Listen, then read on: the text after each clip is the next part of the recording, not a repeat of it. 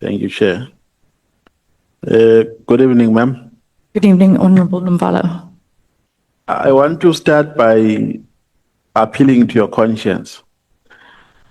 When I look at your profile here and your educational background, I can safely say that you have worked hard to become who you are today.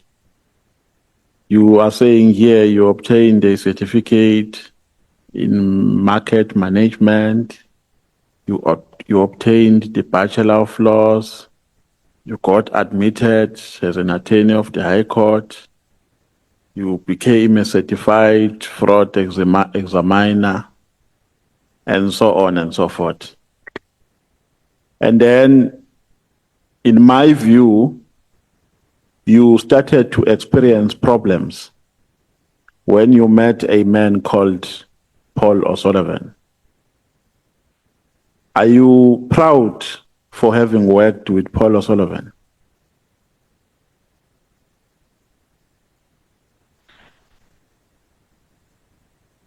That's a difficult question.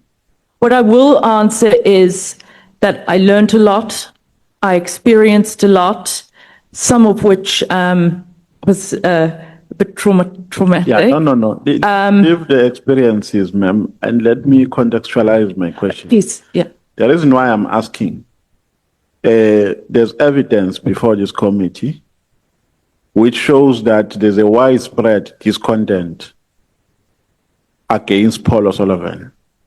Many people are bringing different complaints about him, and he has jeopardized, allegedly, many careers, wrongfully so. Now, the question is, I'm not going to go into detail. And as if that is not enough, he even threatened members of parliament. He threatened a witness which was seated where you are sitting currently. He even threatened a member of parliament last week. I believe that as a patriotic South African, you do not endorse such behavior. Now, the question is, are you still proud of having worked with such a man?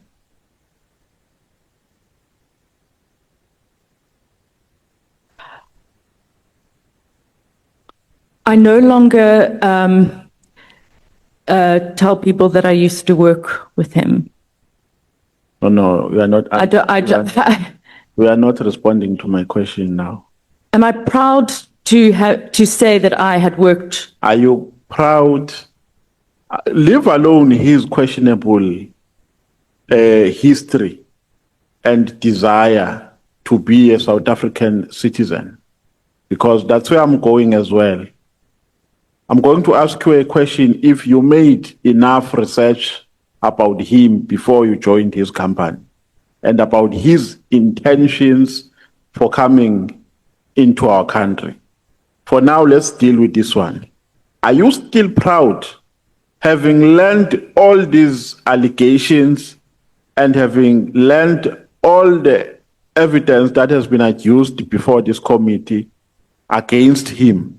Are you still proud for having worked with him?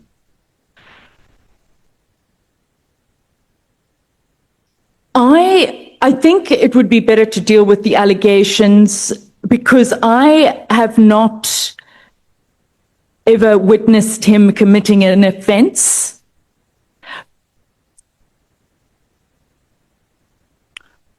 Okay, let me ask you this question, because seemingly I'm not going to get an answer on this one.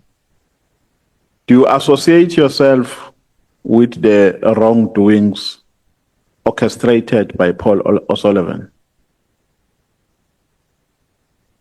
Ma'am, here I'm talking about the person who has not denied some of the allegations I've explained to you. He came to this committee. We asked him about threatening a witness who was there, Mr. Ngabinde. He has not denied. He did not even become evasive. He took ownership of all these things that I've spoken about. Now I'm asking you, do you still associate yourself with that character? No. Are you proud of having worked with him? After he has conceded to all these things, are you still proud? I'm sad. You are sad. Yeah. If you can be given an opportunity, because I believe you are a South African, were you born here in South Africa? And I believe you love this country. And I believe you are protective of your reputation and of your character. And the manner in which you have worked for the profile in terms of your educational background, you wouldn't allow your character to be easily destroyed by another person. No. Is that correct? Now, if I give you an opportunity here to clean your name, and the only way you can clean your name is by telling nothing but the truth, I'm telling you, South Africa will regain confidence in you. We've given some witnesses that opportunity here, and some espoused our advices, and they received a standing ovation. If I'm giving you an opportunity here to clean your name, will you take advantage of that? I don't know. I will tell whatever you need, but I don't know if, like I said, I've never witnessed him committing an offense, but I will take any opportunity. Sorry, can you ask that question again? No. The question is too long, ma'am. There are many questions I have for you. Would you take an opportunity of cleaning your name if I give that opportunity to you? Because your name is currently tainted through your association with Mr. Paul O'Sullivan.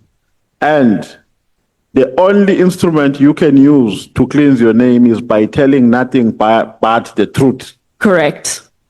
Would you take that opportunity? Yes, I would. Would you take advantage of it? Yes. Let's start here. There are allegations backed up by evidence which has been adduced here.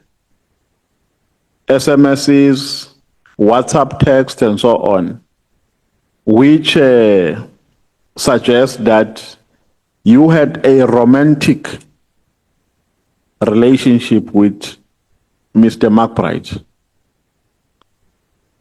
So the issue of my cell phone, I have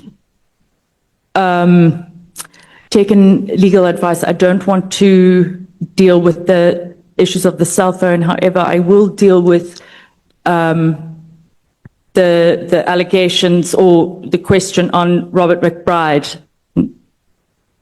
So the question is, here we've been given evidence which is suggestive of a proposition that you had a romantic relationship with Mr. McBride.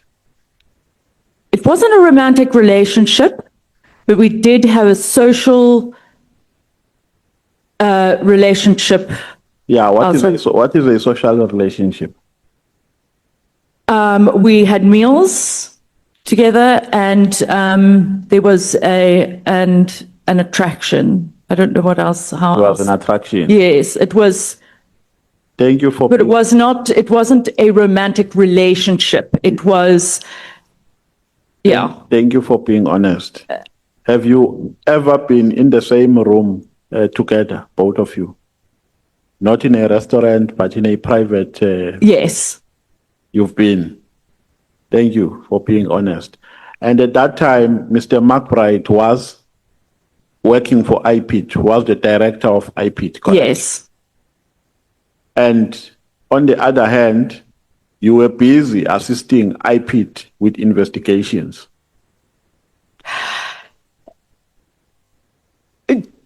The assistance in the investigation was not investigation. We weren't on the ground. It was could you carry out this? Could you do some desktop research? I'm not there. So it wasn't a, Saying, yeah, even if that's how you describe it, but I'm saying at that time you were assisting IPID in its work. Let me not say in its investigations, because I know what I want to get for now. So on the other hand, while you are having this relationship with Mr. McBride, you are assisting IPID on the other hand in its work, correct? yeah, but it wasn't a relationship. No, but you have explained it. So and yes, I so thought I had communications with IPID investigators, and I had socialized with Mr. McBride. I don't believe that I've. No, ma'am, let's not be all over the place. I'm going to guide you through my questions. So just follow me. Yeah, I'm the driver of this conversation. Now, you are busy with McBride. You are having the relationship that you have described, right? And then on the other hand, you are assisting IPID in its investigations or in its work. Let me not say investigations, because you become argumentative when I use that term. You assist IPID in its work.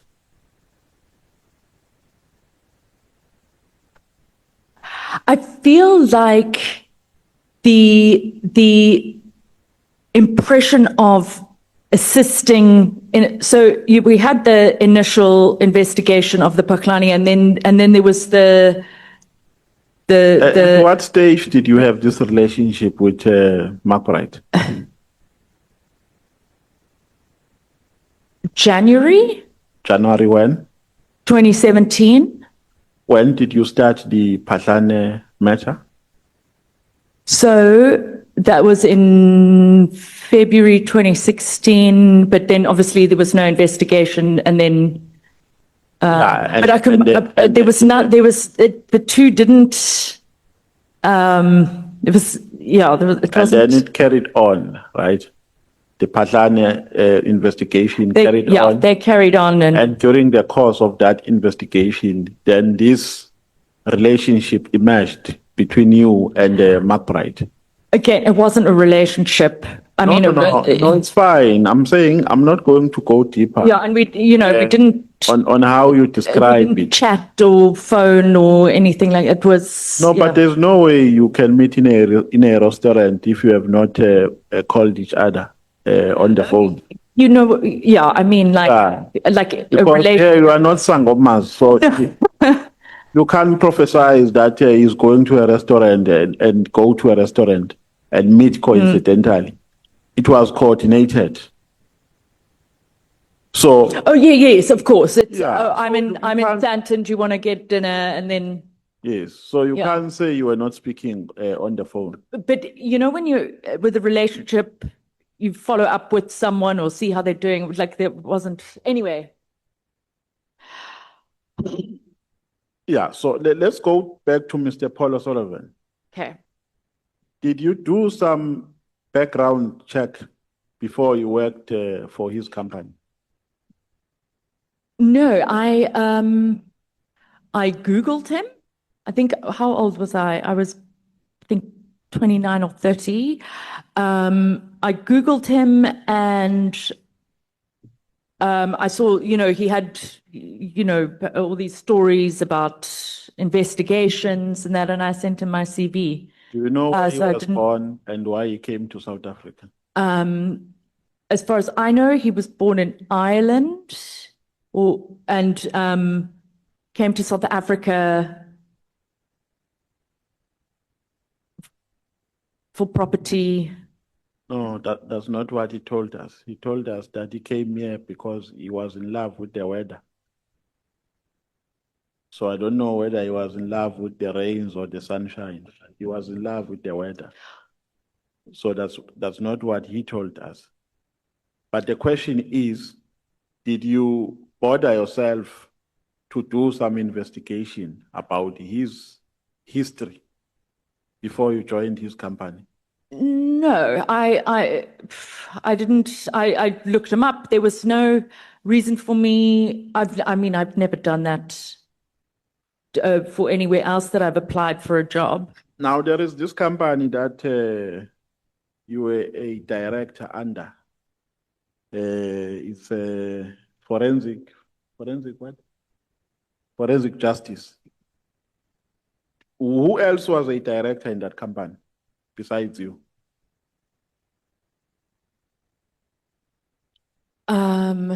So there would have been. It would probably have been two of the staff or colleagues at Paul O'Sullivan and Associates. Were there no directors who were not South African citizens? Foreign directors? No, not that I know of. So there were no foreign directors? No foreign directors in Forensics for Justice. Yes. No. Do you know who was funding the company? Who was funding Yes. Forensics for Where was it getting its funding from? from Paul O'Sullivan? I don't think we got any funding. No. So was it not foreign funded? No. Are you sure? Yeah, unless someone donated money, but I